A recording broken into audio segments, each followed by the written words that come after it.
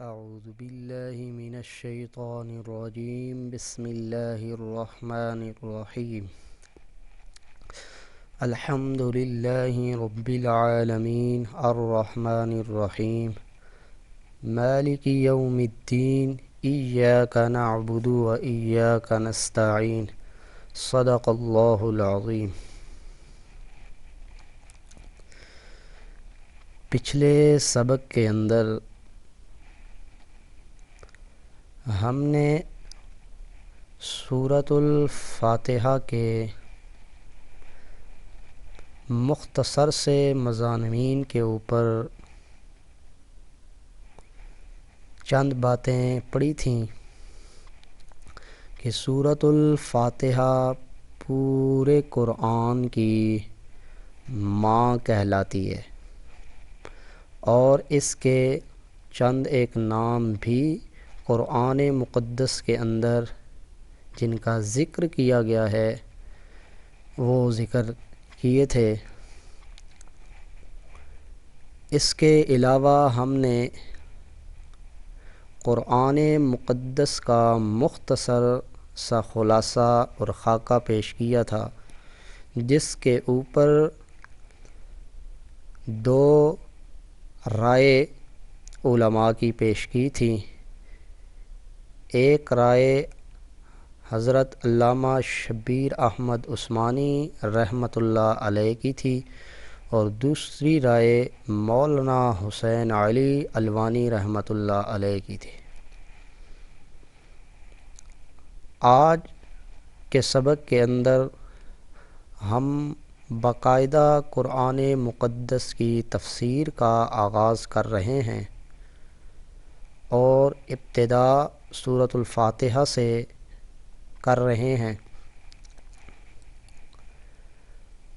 الحمد للہ رب العالمین، بغیر کسی تمہید کے اور بغیر کسی گفتگو کے میں سورۃ الفاتحہ کا ترجمہ شروع کر رہا ہوں۔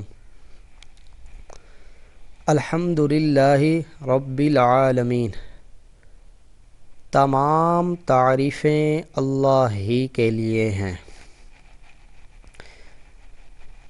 اب ایک معنی عام مفسرین نے کیا، اور ایک معنی مولانا حسین علی الوانی رحمۃ اللہ علیہ نے کیا۔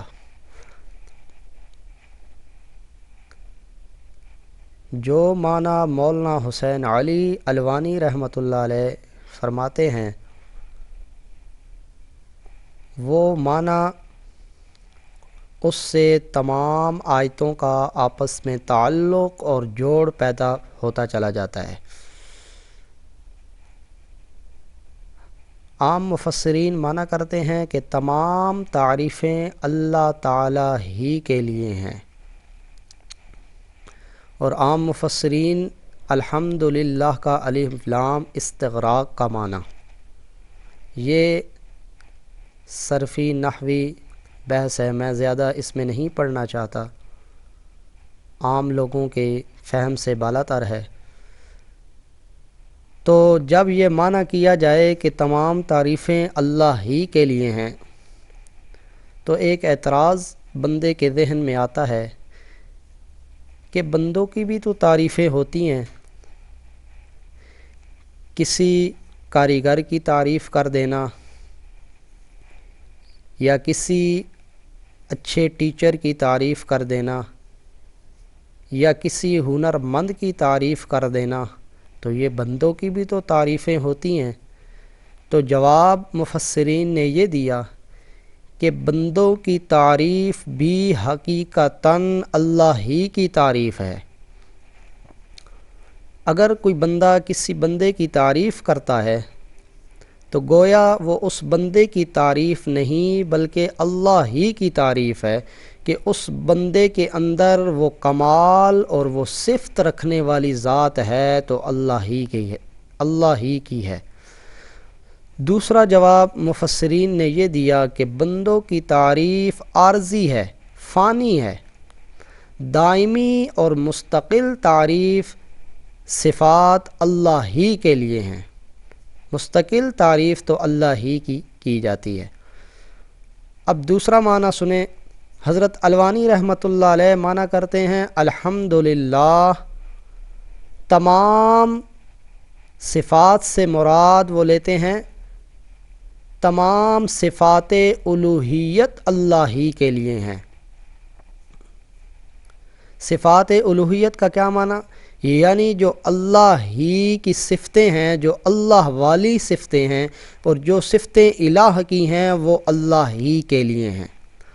بندہ وعدہ کرتا ہے کہ میں الہ والی صفات اللہ کے علاوہ کسی نبی ولی میں نہیں مانوں گا۔ یہ معنی ہے جس نے شرک کی باریک سے باریک رگیں بھی کاٹ دی ہیں، اور یہ کمال ہے حضرت الوانی رحمۃ اللہ علیہ کا۔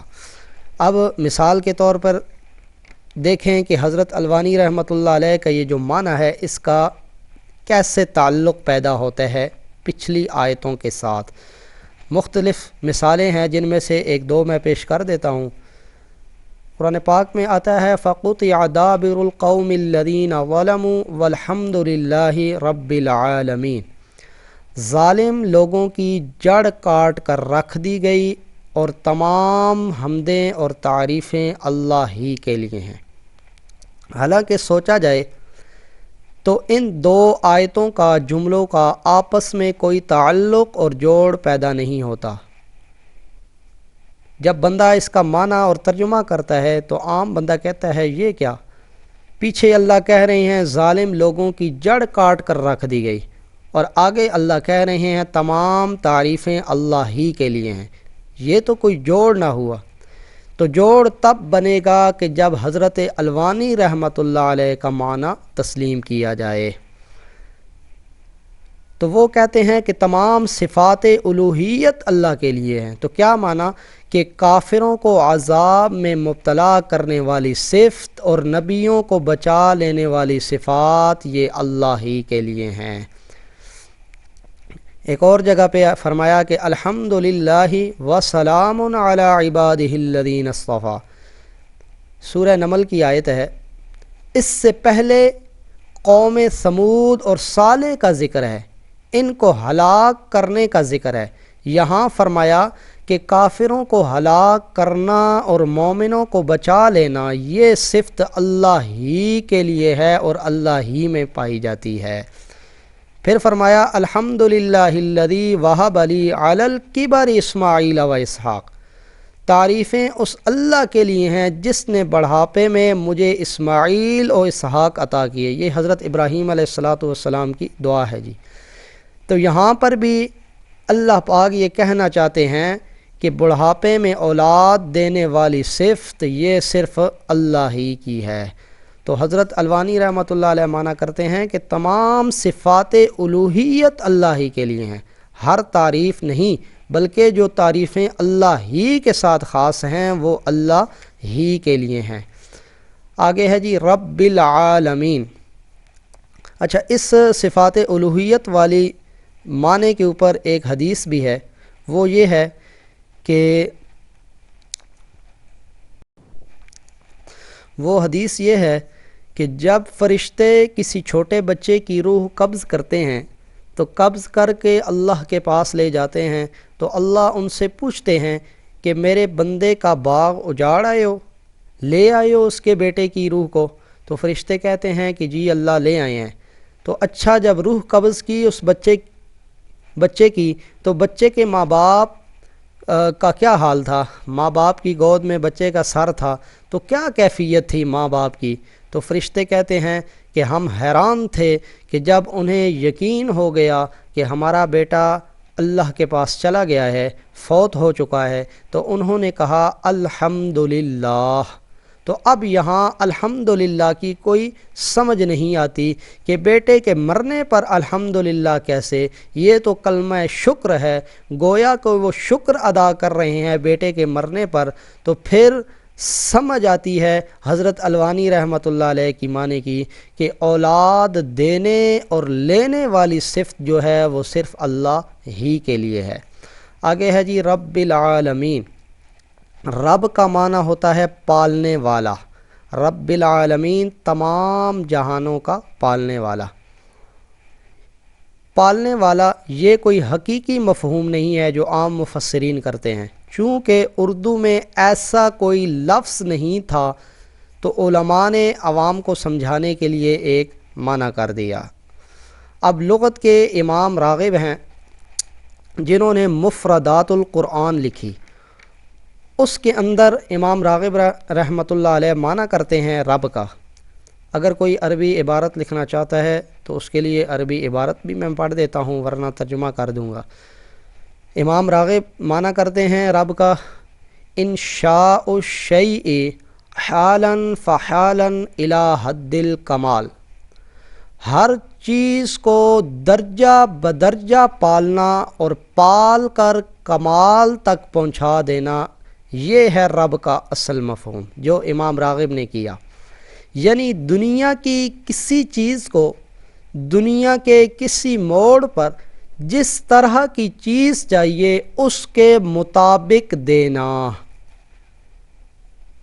یعنی دنیا کی کسی چیز کو بھی دنیا کے کسی موڑ پر جس طرح کی چیز چاہیے اس کے مطابق عطا کرنا اور مہیا کرنا، اسے رب کہا جاتا ہے۔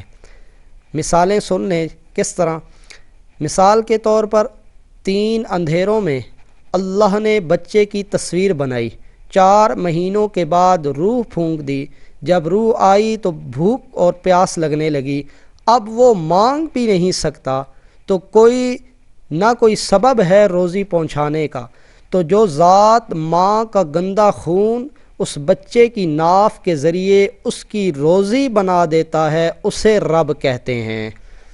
پھر آگے جب یہ باہر آیا تو رونے لگا، اس لیے کہ دائیوں نے وہ رستہ کاٹ دیا روزی والا جو ناف والا رستہ تھا، تو اور جو ذات بچے کے کان میں کہے کہ گھبرانا نہیں ہے، ایک راستہ ہم نے واپس لیا ہے تو ماں کے سینے پہ تیرے لیے 2 راستے جاری کر دیے ہیں، تو جو ذات بچے کے لیے ایک راستہ لے کر 2 راستے خوراک کے لیے جاری کر دے اسے رب کہتے ہیں۔ اگر مطلق پالنا ہوتا تو اللہ فرماتا میں نے گندم، فروٹ وغیرہ سبزیاں وغیرہ بنائی ہیں تو کھا لے، اس لیے کہ اس کے دانت نہیں ہیں، معدہ کمزور ہے۔ کہتے ہیں کہ ماں کے دودھ میں چکنائی نہیں ہوتی، حالانکہ بن جگر میں رہا ہے، اس لیے کہ بچے کا معدہ برداشت نہیں کر سکتا، کمزور ہوتا ہے۔ جیسے جیسے معدہ طاقتور ہوتا چلا گیا چکنائی آتی گئی، تو جو ذات اس طرح کی غذا بچے کی ضرورت کے مطابق اس کو دے رہی ہے اسے رب کہا جاتا ہے۔ پھر جو ذات 2 دن کے بچے کو دودھ پینے کا اور چوسنے کا طریقہ سکھا رہی ہے اسے رب کہتے ہیں۔ تو یہ مختصر سی رب کا مفہوم تھا جو بیان کر دیا گیا ہے۔ آگے العالمین، رب العالمین، عالمین علم کی جمع ہے، اس سے مراد ہر وہ چیز ہے جس کے وجود سے خالق کے وجود پر استدلال کیا جائے۔ عربی میں علم جھنڈے کو کہتے ہیں، علم سے علامت نکلا ہے جس کے معنی نشان ہیں، پھر علم سے عالم نکلا جس کی جمع ہے عالمین۔ اس جہان کو عالم اس لیے کہتے ہیں کہ اس میں سب کچھ میرے رب کی توحید کے نشان ہیں۔ تو کیا معنی ہوا؟ الحمدللہ رب العالمین، تمام صفات الوہیت اللہ ہی کے لیے ہیں جو تمام جہانوں کو درجہ بدرجہ پال کر حد کمال تک پہنچانے والا ہے۔ آگے ہے جی الرحمن الرحیم، صفت مشبہ کے صیغے ہیں، مبالغے کے معنی میں ہیں، بڑا مہربان اور انتہائی رحم کرنے والا ہے۔ ان 2 آیات کا جوڑ اور ربط یہ ہے کہ اللہ کہنا یہ چاہتے ہیں کہ تمہیں پالنا میری مجبوری نہیں بلکہ میری رحمت کا تقاضا ہے۔ جب ان دونوں کا معنی ایک ہے تو الگ الگ کیوں ذکر کیے گئے؟ کچھ علماء نے کہا جن میں علامہ بہزاوی رحمۃ اللہ علیہ ہیں، کہتے ہیں کہ الرحمن دنیا کے لحاظ سے ہے اور الرحیم آخرت کے اعتبار سے ہے۔ دنیا میں اس کی رحمت عام ہے، یعنی ہر کسی پر، کفار پر بھی، مومنین پر بھی، لیکن قیامت کے دن صرف اس کی رحمت مومن پر ہوگی خاص طور پر۔ حضرت مولانا حسین شاہ نیلوی رحمۃ اللہ علیہ، حضرت ابن مبارک، عبداللہ ابن مبارک جو مشہور تابعی ہیں، ان سے ایک قول نقل کیا گیا ہے، فرماتے ہیں کہ الرحمن اسے کہتے ہیں جس سے مانگے تو عطا کرے، اور الرحیم اس سے کہا جاتا ہے کہ نہ مانگا جائے تو ناراض ہو جائے۔ یہ حضرت عبداللہ ابن مبارک رحمۃ اللہ علیہ جو مشہور تابعی ہیں ان کا قول ہے جی۔ ایک اور قول ہے غالباً حضرت مولانا عبید اللہ سندھی رحمۃ اللہ علیہ کا، وہ کہتے ہیں الرحمن محبت پدری کی طرف اشارہ ہے اور الرحیم میں محبت مادری کی طرف اشارہ ہے۔ مالک یوم الدین قیامت کے دن کا مالک ہے۔ الدین بہت سارے معنوں میں قرآن مقدس میں استعمال ہوا ہے۔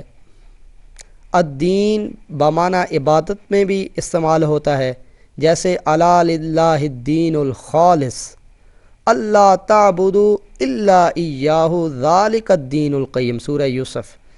دین کا دوسرا معنی ہے پکار، دعا مانگنا، پکارنا۔ سورہ حامی مؤمن آیت نمبر 14 میں دین بمعنی پکار میں استعمال ہوا ہے۔ اور تیسرا معنی ہے دین بمعنی مذہب اور شریعت، ان الدین عند اللہ الاسلام، سورہ آل عمران میں اس معنی میں استعمال ہوا ہے۔ وَرَضِيتُ لَكُمُ الْإِسْلَامَ دِينًا، سورہ مائدہ آیت نمبر 3۔ وَمَن يَبْتَغِ غَيْرَ الْإِسْلَامِ دِينًا لَكُمْ دِينُكُمْ وَلِيَ دِين، تو یہ ان آیات میں دین بمعنی مذہب اور شریعت کے طور پر استعمال کیا گیا ہے۔ اور چوتھا دین بمعنی قانون، فی دین الملک، سورہ یوسف کے اندر آیا ہے۔ تو دین کے بہت سارے معنی ہیں، لیکن یہاں مالک یوم الدین میں دین کا جو معنی ہے وہ مشرکین مکہ کے ذہن کے اندر جو غلط تصور تھا اس معنی کے اندر استعمال کیا گیا ہے۔ حالانکہ اشکال ہوتا ہے کہ مالک یوم الدین، اللہ تو دنیا کا بھی مالک ہے، تو پھر یہاں صرف قیامت کے ساتھ کیوں خاص کیا گیا؟ تو اس لیے خاص کیا گیا کہ اہل کتاب کے ذہن میں جو قیامت کے بارے میں غلط تصور تھا، اللہ اسے رد کرنا چاہتے ہیں کہ ہم بڑے لوگوں کی اولاد ہیں، نبیوں کی اولاد ہیں، ہم نہیں پکڑے جائیں گے، اگر پکڑے بھی گئے تو ہمارے جو باپ دادا بزرگ ہیں وہ ہمیں چھڑا لیں گے۔ تو اس لیے اللہ ان کے اس عقیدے اور نظریے کو رد کرنا چاہتے ہیں کہ وہاں قیامت کے دن کا مالک صرف اللہ ہی کی ذات ہوگی، جو ان کے ذہن میں تھا کہ غلبے والی شفاعت اس کا اللہ پاک رد کرنا چاہتے ہیں۔ اس لیے فرمایا کہ قیامت کے دن کا مالک ہوں میں۔ دوسرا جواب یہ ہے کہ دنیا میں اللہ نے کچھ چیزیں عارضی ہمیں دی ہوئی ہیں، مثلا مکان، زمین وغیرہ، یہ ساری چیزیں انسان کی عارضی ملکیت ہے، لیکن قیامت کے دن عارضی ملکیت بھی ہمارے پاس نہیں ہوگی بلکہ صرف اللہ ہی کی ہوگی۔ اسی لیے فرمایا کہ لمن الملک اليوم للہ الواحد القہار۔ آگے فرمایا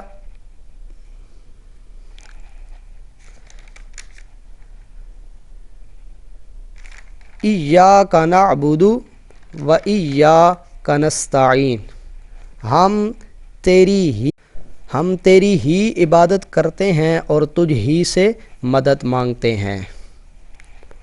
یہ جو آیت ہے سورہ فاتحہ کا مرکزی مضمون اور دعویٰ کہلاتی ہے۔ جیسے میں نے اصطلاحات میں ذکر کیا تھا کہ ہر سورت کا کوئی نہ کوئی دعویٰ اور مضمون ہوتا ہے، تو یہ اس صورت کا دعویٰ ہے جی۔ اس دعوے کو ثابت کرنے کے لیے اللہ نے پہلے بھی چند دلائل ذکر کیے کہ میری عبادت کرو، مجھ سے مدد مانگو، اس لیے کہ میں تمام تعریفیں بھی میں اللہ کے لیے ہیں اور میں تمام جہانوں کا پالنے والا بھی ہوں، رحمان ہوں، رحیم ہوں۔ یہ ساری چیزیں اللہ نے اس دعوے کے لیے ذکر کی۔ پھر فرمایا یہ پورے قرآن کا مرکزی مضمون اور مرکزی مسئلہ بھی یہی ہے۔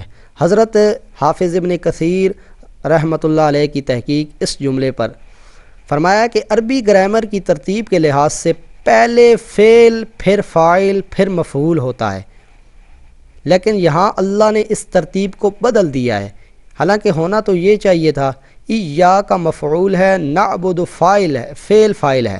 تو نحو کے علماء کہتے ہیں اگر اس طرح کلام کو بدل دیا جائے تو یہ حصر کا فائدہ دیتا ہے، اور حصر کا معنی ہم ہی کے ساتھ کرتے ہیں۔ تو یہاں عبادت کی تعریف فرمایا کہ اس حصر کا معنی یہ ہوتا ہے کہ اب ہم ایاک نعبد کا معنی یہ کرتے ہیں کہ ہم تیری ہی عبادت کرتے ہیں اور تجھ ہی سے مدد مانگتے ہیں۔ اگر ہم یہ کہیں کہ ہم تیری عبادت کرتے ہیں اور تجھ سے مدد مانگتے ہیں، اگر فعل پہلے ہوتا عربی قانون کے لحاظ سے تو پھر معنی یہ بنتا، لیکن جب پہلے اللہ پاک نے فعل فاعل کو بعد میں کر دیا اور مفعول پہلے آ گیا، تو اس کا معنی یہ ہوگا کہ ہم تیری ہی عبادت کرتے ہیں، تو اس کا معنی ہی کے ساتھ کیا جائے گا۔ اب عبادت کیا ہے؟ سب سے پہلے تو عبادت کی تعریف یہاں پر کریں گے۔ کچھ علماء نے یہ جو عبادت کی تعریف ہے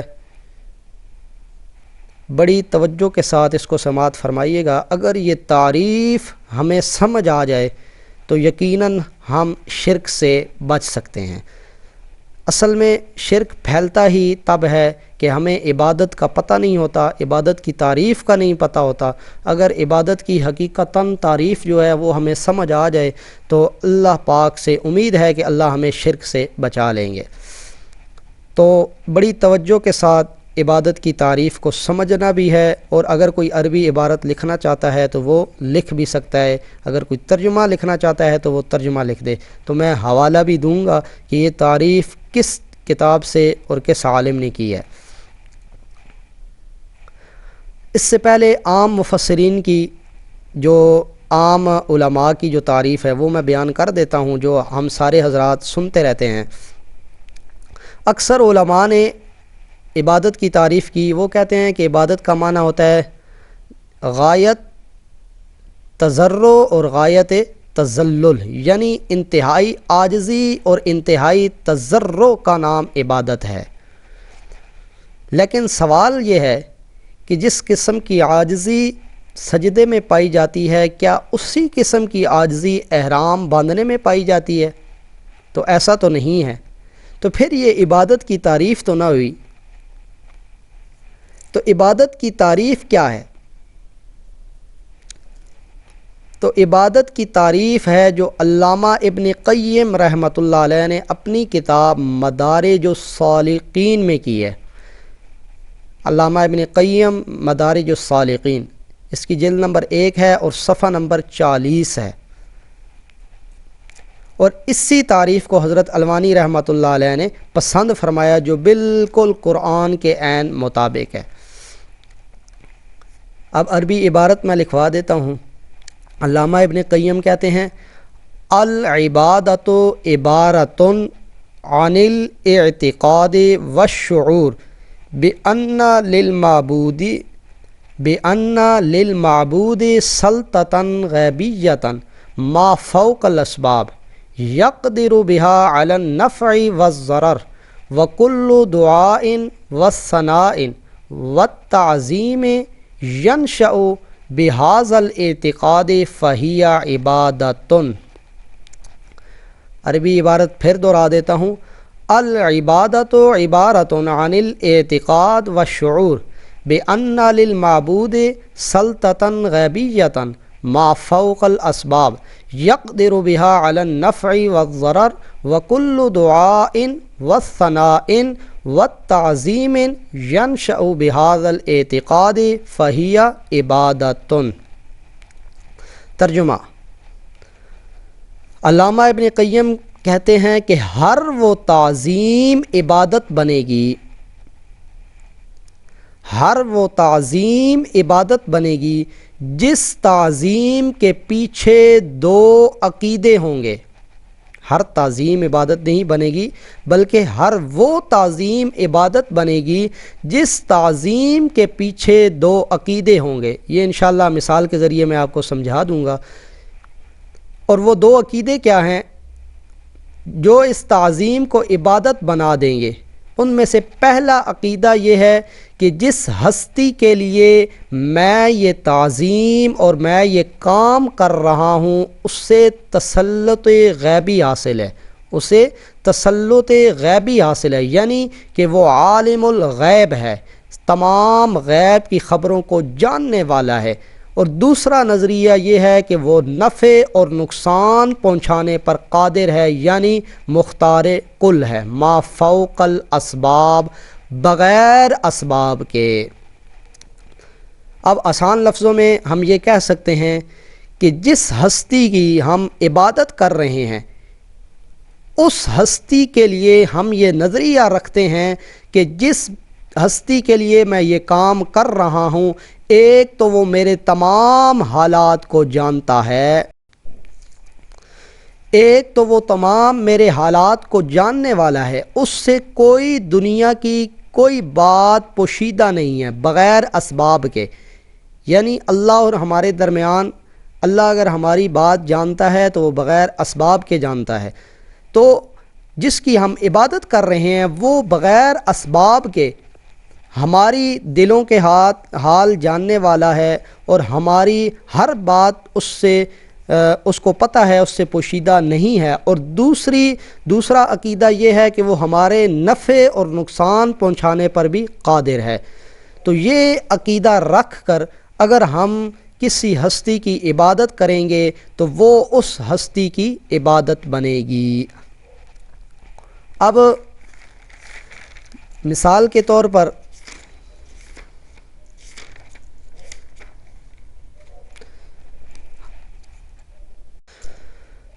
रोज़ा रखने के पीछे एक नज़रिया है और यही दो सिफ़ात हैं, तब ही रोज़ा जो है वो इबादत बनता है। वरना अगर गैर मुस्लिम अगर कुछ ना खाए, कुछ ना पिए, सारा दिन भूखा रहे तो क्या वो रोज़ा बनेगा? बिल्कुल हरगिज़ नहीं बनेगा। इसलिए कि जो मुसलमान रोज़ा रख रहा है, सारा दिन भूख और प्यास बर्दाश्त कर रहा है, उस रोज़ा रखने के पीछे यही दो नज़रिए और अक़ीदे हैं कि अगर मैं बंद कमरे के अंदर भी कुछ खा पी लूँ तो मुझे उस ज़ात के अलावा कोई नहीं देख रहा और वो ज़ात ऐसी है जो मुझे नफ़ा और नुकसान पहुँचाने पर क़ादिर है। दूसरे नंबर पर सिर्फ़ नमाज में हाथ बांधना इबादत है। अगर एक बंदा मस्जिद से निकलता है या वैसे ही वो रास्ते में रोड पे खड़ा हो के हाथ बांध के सारा दिन खड़ा रहे तो क्या ये इबादत बनेगा? नहीं बनेगा। इसलिए कि अगर वो नमाज में हाथ बांध कर खड़ा है तो उसका ये नज़रिया है जिस हस्ती के लिए मैं हाथ बांध कर खड़ा हूँ वो आलिमुल ग़ैब भी है, मेरे हालात को जानने वाला भी है और मुझे नफ़ा और नुकसान पहुँचाने पर क़ादिर भी है। अगर अल्लाह के अलावा ये नज़रिया किसी और हस्ती के लिए माना जाए और किसी और हस्ती के लिए ये नज़रिया हमारे दिल में आ जाएं, ये दो अक़ीदे आ जाएं, तो इसी का नाम शिरक बनेगा। दो जानू होकर बैठना नमाज के अंदर ये भी इबादत है। एक बंदा अगर वालिदैन के सामने दो जानू होकर बैठ जाता है तो क्या ये इबादत बनेगा? हरगिज़ नहीं बनेगा। लेकिन यही बंदा अगर किसी कब्र के सामने दो जानू होकर बैठ जाता है तो अगर उसके ज़हन के अंदर यही दो नज़रिए हैं कि साहिब कब्र میرے حالات کو جانتا بھی ہے اور مجھے نفع اور نقصان پہنچانے پر قادر بھی ہے، تو میرا بھائی تو یہی اسی چیز کا نام شرک ہے، اس لیے کہ یہ دو نظریے اللہ کی ذات کے لیے رکھنے تھے۔ اللہ عالم الغیب بھی ہے اور وہ ہمیں نفع اور نقصان پہنچانے پر قادر بھی ہے۔ اسی طرح ایک مثال اور ہے، حجر اسود کو چومنا بھی عبادت ہے۔ کیا ایک بندہ اپنے بیٹوں کو چومتا ہے تو یہ عبادت بنے گا؟ نہیں، اس لیے کہ بیٹوں کو چومنے میں وہ دو نظریے نہیں ہیں، لیکن حجر اسود کو چومنا عبادت اس لیے بنا، ایک بندہ جو حجر اسود کو چوم رہا ہے اس کے پیچھے یہی دو نظریے ہیں کہ جس ہستی کے کہنے پر یا جس ہستی کے لیے میں حجر اسود کو بوسہ دے رہا ہوں وہ ہستی میرے حالات سے واقف بھی ہے اور مجھے نفع اور نقصان پہنچانے پر قادر بھی ہے۔ وگرنہ حضرت عمر رضی اللہ تعالیٰ عنہ نے حجر اسود کو مخاطب کر کے کہا تھا کہ اے حجر اسود، محض تو ایک پتھر ہے، میں جانتا ہوں کہ تو ایک پتھر ہے، تو مجھے نہ نفع دے سکتا ہے نہ نقصان دے سکتا ہے، لیکن میں تمہیں اس لیے چوم رہا ہوں کہ تمہیں میرے آقا نے چوما ہے۔ تو اس لیے فرمایا کہ یہ دو نظریے جس ہستی کے لیے آئیں گے اسی ہستی کی یہ کوئی کام بھی اگر اس ہستی کے لیے آپ کرتے ہیں تو وہ آپ کی عبادت بن جائے گی، اس ہستی کے لیے عبادت بن جائے گی۔ اب صرف چند حوالے قرآن پاک کے میں یہاں پہ مثال کے طور پر دے دیتا ہوں کہ جہاں پر اللہ نے اپنی الہ ہونے والی صفات کا ذکر کیا ہے وہاں پر اللہ نے انہی دو صفتوں کا ذکر کیا ہے۔ ایک ہے جی سورہ آل عمران پارہ نمبر 3 اور آیت نمبر 2 سے لے کر 6 تک۔ اللہ لا الف لام میم اللہ لا الہ الا هو الحی القیوم نزل علیک الکتاب بالحق وانزل التوراۃ والانجیل۔ یہ ساری اللہ نے تمہید باندھی، تمہید باندھنے کے بعد اللہ پاک کہتے ہیں ان اللہ لا یخفی علیہ شیء فی الارض ولا فی السماء، بے شک اللہ ہی ہے لا یخفی علیہ شیء فی الارض ولا فی السماء، جس سے زمین و آسمان کی کوئی چیز بھی پوشیدہ نہیں ہے۔ اس آیت کے اندر اللہ پاک نے اپنی عالم الغیب ہونے کی صفت کا ذکر کیا ہے کہ زمین و آسمان کی کوئی چیز بھی میں اللہ سے پوشیدہ نہیں ہے۔ اس سے اگلی آیت میں اللہ فرماتے ہیں هو الذی یصورکم فی الارحام کیف یشاء، وہی ذات ہے جو رحموں کے اندر جس طرح کی تصویریں چاہتا ہے بناتا ہے۔ اس آیت کے اندر اللہ نے اپنی مختار کل ہونے والی صفت کا ذکر کیا ہے کہ وہ اللہ اپنے ہر چیز پر قادر ہے کہ جیسے چاہتا ہے وہ کرتا ہے، نفع اور نقصان دینے پر بھی قادر ہے۔ تو یہ اللہ نے اپنی قدرت کا ذکر کیا ہے، تو فرمایا جب یہ دو صفتیں میں اللہ ہی کے لیے ہیں تو الہ بھی صرف میں اللہ ہی ہوں۔ اسی طرح کی سورہ طٰہٰ میں بھی آیت ہے، میں مختصر سا اشارہ کر دیتا ہوں۔ پارہ نمبر 16 آیت نمبر 6 اور 7 کے اندر بھی اللہ نے انہی دو صفتوں کا ذکر کیا ہے۔ اس کے بعد سورہ نمل پارہ نمبر 19 آیت نمبر 20 سے لے کر 26 تک، ان آیات کے اندر پہلے اللہ نے اپنی قدرت کا ذکر کیا اور پھر آیت نمبر 26 کے اندر اللہ نے اپنی عالم الغیب ہونے کا ذکر کیا۔ تو یہ تمام حوالے جات کے اندر یہ جو 3-4 حوالے میں نے دیے ہیں اسی چیز کے لیے ہیں کہ اللہ پاک یہ کہنا چاہتے ہیں عالم الغیب ہونے والی صفت بھی میں اللہ کے ساتھ خاص ہے اور مختار کل ہونے والی صفت بھی میں اللہ کے لیے ہے۔ اب اگر کوئی یہ دو صفتیں رکھ کر کوئی کام بھی کسی ہستی کے لیے کرے گا تو وہ اس ہستی کی عبادت بن جائے گی۔ جب وہ اس ہستی کی عبادت بنے گی اللہ کے علاوہ تو وہ اسی چیز کا نام شرک ہے۔ اگر ہمیں یہ چیز سمجھ آ جائے کہ ہم جس ہستی کے لیے اللہ کے علاوہ اگر کسی نبی ولی کے لیے کوئی بھی کام کرتے ہیں اور اس کے پیچھے ہم یہ دو نظریے رکھتے ہیں کہ یہ جس ہستی کے لیے ہم یہ کام کر رہے ہیں یا کوئی نظر اور نیاز دے رہے ہیں یا کوئی بھی ہم کام کر رہے ہیں تو اس کے پیچھے یہ دو نظریے ہوں کہ جس کے لیے میں یہ کام کرنے لگا ہوں وہ عالم الغیب بھی ہے اور وہ میرے حالات سے واقف بھی ہے اور مجھے نفع اور نقصان دینے پر قادر بھی ہے۔ جب یہ دو نظریے ہم رکھیں گے تو اس ہستی کی یہ عبادت بنے گی، تو اللہ کے ساتھ اس ہستی کو شریک کرنا ہوگا۔ کیوں کہ یہ دو صفتیں اللہ ہی کے لیے ہیں۔ جب ہم یہ دو صفتیں کسی اور کے اندر مانیں گے گویا کہ ہم نے ان دو صفات کے اندر اللہ کے ساتھ کسی اور کو شریک کر دیا ہے، تو اسی چیز کا نام شرک ہے۔